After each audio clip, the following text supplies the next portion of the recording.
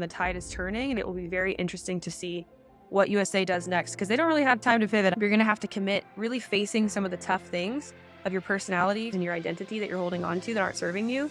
When we don't take the day of rest when we know that we need to, and then that's when you need to take a week off, 2 weeks off, a month off, because you didn't listen to the little birdie in your ear that said, homegirl, you need to chill. You need to actually do nothing. You need to really loud and proudly absolutely be just a vegetable today. Hey everyone, welcome to this episode. We have a lot to talk about this week. I'm Coach Megan, and a big bomb dropped in the pageant world, and Noelia Voigt, the former now Miss USA, stepped down from being Miss USA. Man, I was checking Instagram all day, and boom, there goes the dynamite. It was off her Instagram right away and sent ripples and waves throughout the pageant community. I want to hear your thoughts for sure, and I'm going to share with you mine. We're also just going to talk about mental health in general, because with a lot of the USA pageants moving to June this year or end of May, it's crazy. There's like this crazy convergence of all the timelines of Miss America, Miss USA, and Miss Volunteer.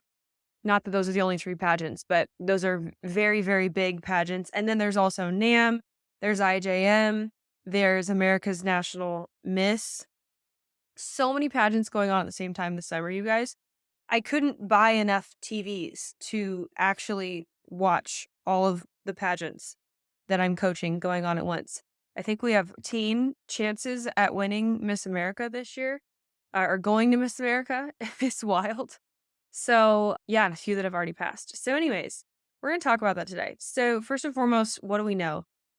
I am not like a gossip mill kind of a gal, okay? I'm having a baby in a couple months. I got a wonderful husband and a wonderful life, and I got other things to think about. So first and foremost, I just want to encourage you to mind your mental health this week and every week, and to not allow things like this to move you down the rabbit hole too much, okay? Like, take a moment, read in the gossip, or whatever it is, and there is a lot of he said she said, but at the end of the day, you don't have a social media director of Miss USA and a Miss USA stepping down within 2 days of each other, and that it is nothing. So in my personal opinion, I do think that if it quacks like a duck and walks like a duck, probably a duck. And so if you see a pile of poop on the ground, probably going to smell it, and don't eat it. So what am I saying? Yeah, there probably is some what going on in the inner world of the Miss USA organization. I don't say that against anybody personally, because I really have no dog in the fight, and I don't care. I know they're on a blocking stampede right now. There also was a ton of drama apparently yesterday with another, I'll just say, state title holder in the USA organization that won yesterday, that parents allegedly were harassing another competitor, asking for her eligibility and, where do you work on the police force and these different things. So what is the lesson in all this? First of all, mind your business. Number two, people are imperfect. And number three, research what you're competing for. Ask questions. If you get a yucky feeling in your stomach, you're probably right. Again, I'll shout it from the rooftops, at least at the time of this recording. I'm so proud to be a Vambros alum because of the character of the people that run the pageant. I wouldn't want to compete for a pageant with people that I can't trust, right? Or that the pageant is already rigged, or they've quote unquote already picked the girl or whatever, right? And I can't speak for your state. I can't speak for your pageant system. I can't speak for any of that. But you should do your research. Talk to people who have won the pageant in the past. Talk to other people. And don't just talk to the disgruntled pageant girl who didn't get top 10, because she's going to be pissed off every single time and going to have a negative opinion. She hasn't been on the inside. So, that's the dumbest person you could ask. It's like asking a divorced person their views on marriage, right? Who hates their husband and can't stop talking about it. That's really, really idiotic. Or asking someone who's never been to the gym how to do a perfect squat, right? Probably not going to happen. Okay. So be mindful of that, and don't let it consume you. Ask the right people, but make sure you are asking questions. I think number 5, Am I number 5? I think so. I think we're in a new era of pageantry where, you can't hide anymore. You're going to get blasted on social media for not being the real deal. And I think that's a beautiful thing. If people are going to be hiding things and people are going to be not who they say they are in person, or one way in front of one people and one way in front of the other, like that's just not good. And no one's perfect. I've made mistakes. We've all made mistakes, but my goodness, there's a lot of stuff going on. The tide is turning, and I think it will be very interesting to see what USA does next, because they don't really have time to pivot. I mean, Miss USA is what, August like 4th? It is like my baby's coming the week after that. So they got like 13 weeks left because I got 14 weeks left. And it'll be very interesting to see because we have 40 some girls to still crown for the USA crowns. Do I think that this means that you shouldn't compete for USA? No, I don't think it means that. But I do think that you should be mindful that what you're competing for is really your state title. And USA as a whole at Miss USA might be a you-know-what show this year. We have no idea what's going to happen over the next 3 months. Everything could change. We could have a whole leadership turnover again. Sounds like it's already happening. So, if God's told you to compete for your state pageant, absolutely do that, because ultimately, your year is based off who your executive director is and how you make it anyway. Like, you're doing this because you want to represent your state. There's always a 1 in 51 chance of you winning Miss USA anyway. And so just go and have a blast, or set your intention for what you want to set your intention for Miss USA. But I don't think anything about that has really changed. And, the more and more that we have people who just actually read their contract, understand that it's a crapshoot anyway, in terms of they can pick whoever they want. It's in the contract. So it's in the contract. I'm not whistleblowing anything when it comes to that. I knew what I was signing when I signed, to go to Miss USA. It was like, okay, cool. This might be based on my performance, and it might be that I was too brunette and they already had a 6 foot tall brunette, which they did my year, so great, whatever. And I also know my failures in that too, and how I was totally not ready. And thank God I was not Miss USA, because I would have hated it. I would have hated being controlled during a COVID year. Like, have you met me? Homegirl's not going to wear a mask anywhere. So, all right, let's talk about our mental health. So I think that this really draws a line in the sand for our industry. And it's really important to talk about because, when's it going to be enough? I was talking with one of my clients earlier today that has a mental health platform. And I was just like, this is your time to shine, baby boo. Because, Chesley was during my year. And that was obviously so tragic and so sad and so just made everybody's head turn upside down, because we're like, what could we have done? What could we have noticed? Like, was part of this because of the pressure that pageants put on her? Would this have happened anyway? Or did this only happen because she was Miss USA and the pressure got to her, or the social media got to her? And so I think that, we need to really have a conversation as a beauty industry and as a pageant industry to say enough is enough. If somebody's stepping down as Miss USA 3 months before their reign and they are giving up, they've made it this far. They've made it 40 weeks. They can't make it another 12 weeks. Like, that is saying something, in my opinion. And I applaud the crap out of Noelia, by the way. And I don't know if Noelia, if you ever listen to this, but I applaud the heck out of you. Or if you know Noelia, feel free to send this to her, because it takes massive, massive guts to give up what most people, their entire ego, would ride on the rest of their life, right? You get to be a part of a club of women that, like, very, very, very, very, very few people ever get to say that they're a part of, right? The notoriety that comes from that, the open doors that come from that. And for her to turn the door closed on all of that, I just have so much admiration, because it takes such a sense of identity and self, and understanding God's plans for you don't come from man, and don't come from violating your heart too, And I appreciate her so much. And I would love to interview her like one day. That would just be so special. Maybe all my listeners could make that happen. Tag Noelia in this episode. But seriously, like, I would love to interview her. I'm sure she's under some kind of a gag order or NDA. There's all the speculation about allegedly she was trying to say I am silenced in kind of the cipherous, the word, a cipher with her post, if you guys didn't see that.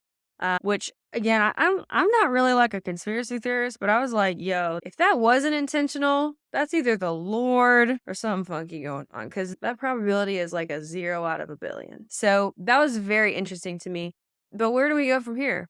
I think that we need to take way more seriously who's on the executive director board and properly vetting their ability to actually lead and take care of somebody. I think that we need to have regular check-ins with our title holders and maybe even mandatory sabbaticals, or at the national level. Like if I was a national director, I would have a monthly call that I have all of my girls on. Watch somebody steal this idea.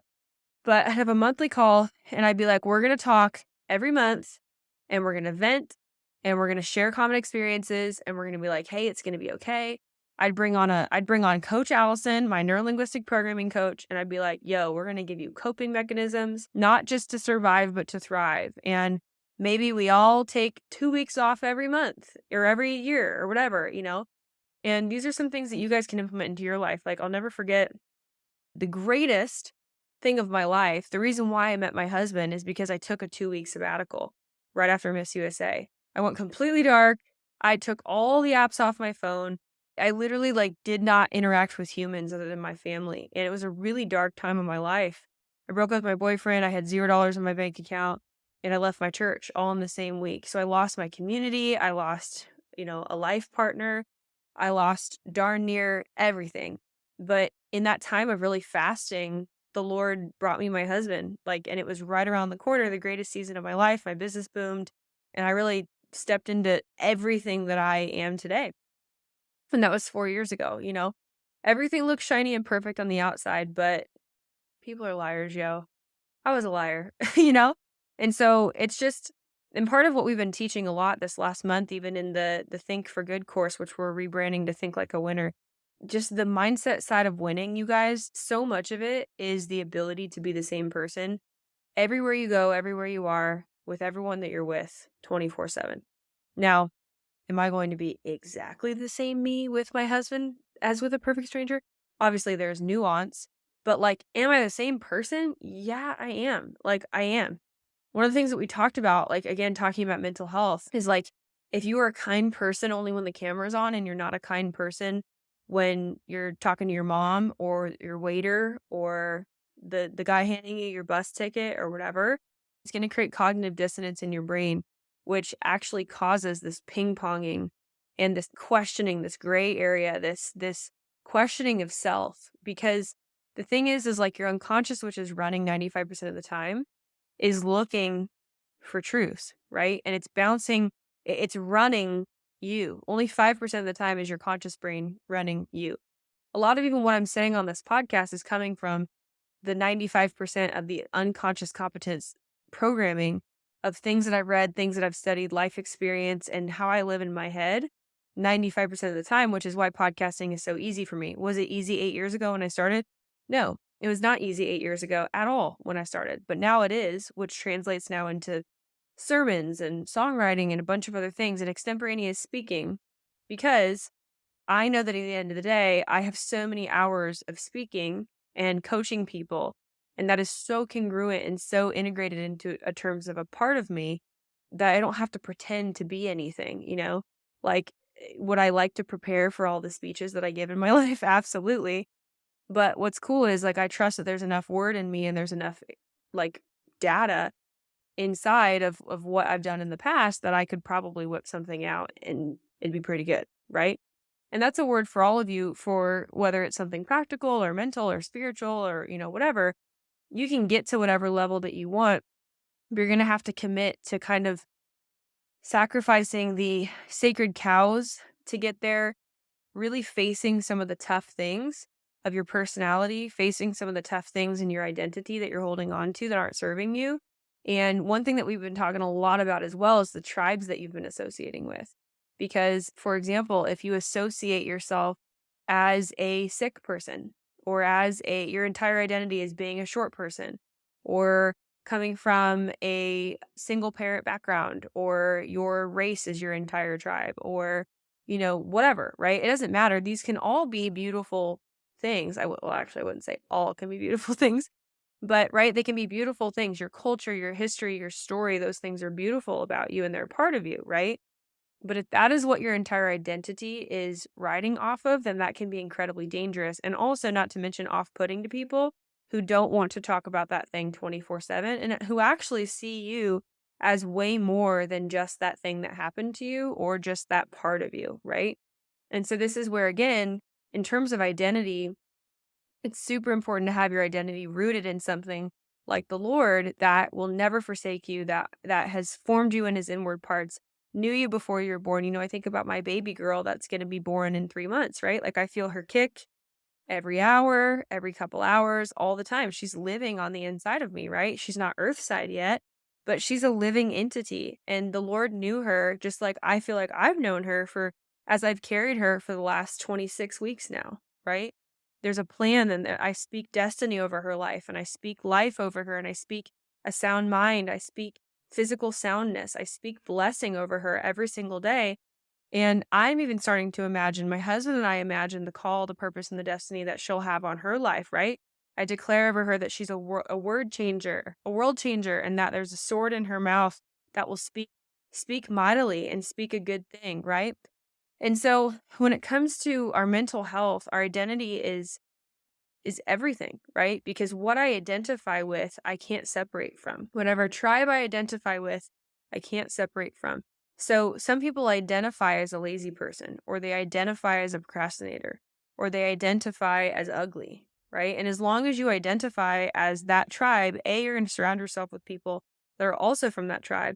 And B, you will never disassociate your habits from something that you identify with at the identity level. Can I get an amen? That's a word for somebody today, right? So to change your habits, you first have to change that identifying with a new level of that thing, right? And so this is how we end up changing things at the habit level is we change our identity, which changes our state, our thought life, our emotions about that thing, the way that it passes through our kind of our brain filter.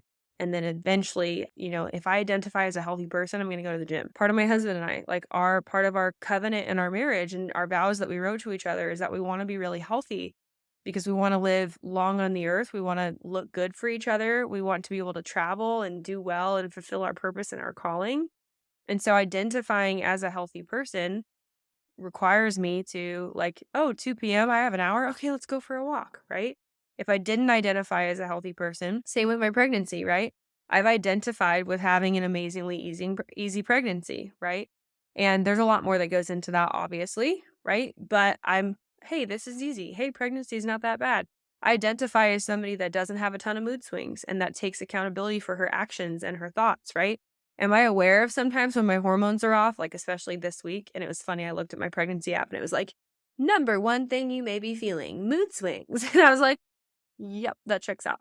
But as I was, thinking about that, and even just before I looked at my app on my phone, I'll be sitting and thinking to myself, and I'm like, okay, great. I need strategy for this, or I'm gonna have to, take the foot off the gas pedal a little bit this week, or distract myself with work in some ways, or communicate ahead of time with my husband. Hey, I'm feeling a little testy. I'm feeling a little on edge. I'm feeling a little bit like I'm scraping from the bottom of the barrel. And, when I identify with somebody, what tribe do I identify with? I identify as somebody who figures it out. I identify as somebody that takes personal responsibility and lives at cause, not in victimhood for everything in her life, right? Do I cause everything? No. But it's my responsibility, right? Like I can figure it out or God has the answer, right? So instead of just saying like, oh, well, it's just pregnancy hormones, give me a break, right? I'm like, no, okay, great. I'm feeling kind of off. I want to isolate. I want to binge watch TV. I don't want to work hard. My mind feels like scrambled eggs. God, what are we going to do about this? God, give me a strategy. You know what? I'm probably going to need to prioritize my physical health more than ever this week because physical health makes me feel mentally well. Okay, let's do that. Let's make sure that this is a non-negotiable in my routine. My sleep's going to be super important this week. My water intake's going to be super important. My vitamin intake's going to be super important. Let's make sure that we hit the basics, Megan, so that you're controlling the controllables, so that other things aren't making you feel even worse than maybe some hormone fluctuation going on. Okay, what else do I need to do? Do I need to go to therapy? Do I need to go to this? Do I need to talk to my mom? Do I need to schedule social things that make me happy because I'm an extrovert, right? What do I need to do, right? And see how my brain goes into solution mode rather than just like identifying with the problem and with where things are at right now. It's super important when it comes to your mental health. And then again, rest. Rest. Like the double portion comes in the rest in the Bible. So if you don't have a true Sabbath day, I encourage you like to turn literally everything off. Like yesterday, that was for my husband and I. We didn't work at all, and I did not feel bad one bit. And ironically, Kendra did too. Kendra took off yesterday as well. I loved it, right? I did not look at Slack one time. I did not look at emails. I did not look at my calendar. I did not talk to a client. I did not think about sales. I just like did errands and was like in mom mode all day, thinking about the nursery and saying hi to my neighbors and going to the gym for 2 hours, like just a mental health day, and just filled my cup up, right? Did the laundry, did the dishes, folded some clothes, and watched an entire season of The Amazing Race. And that just filled my cup for a day, right? And then I woke back up the next day, got a good night's sleep, and said, okay, now we're ready for, 3-4 days of hardcore, put the gas pedal down, right? And sometimes when we don't take the sabbatical, the day of rest, the Sabbath, when we know that we need to, we power through. And then that's when you need to take a week off, 2 weeks off, a month off, because you didn't listen to the little birdie in your ear that said, homegirl, you need to chill. You need to actually do nothing. You need to really loud and proudly, absolutely be just a vegetable today. And letting that be okay, understanding that like one day is not going to keep you from your dreams and your destiny, especially if you plan it, And talking about the mind and the subconscious too, it's actually healthier for your brain if you just say, I'm not going to go to the gym today. And I feel amazing about it. Rather than lie to yourself and say, oh, I'm going to go to the gym. And you don't mean it. And you're not actually going to go to the gym. And then your brain's confused because the next time you tell yourself that you're going to do something, your brain's like, are we going to do it? Are we lying? Are we not lying today? Which version of me, is the version of me that's showing up? And some of you guys are doing that in your pageants all the time too, which is why you can't emotionally regulate when the time comes. So those are my thoughts on mental health, part 1 of a gazillion that I could make. Feel free to tell us at Powerhouse Pageantry or on our website what your favorite note was from today. Share this with a friend who needs a little bit of a mental health boost today. And we're all praying for Noelia and just everybody else in the USA organization that's figuring some stuff out right now. And I just pray that she just feels amazing about her decision, and that a bunch of people, just hundreds and hundreds of people, would surround her with just love, and that the love of God that would just shed abroad in her heart, just knowing that she made an amazing decision for her. So with that, I'll see y'all next week, and excited to chat with you again.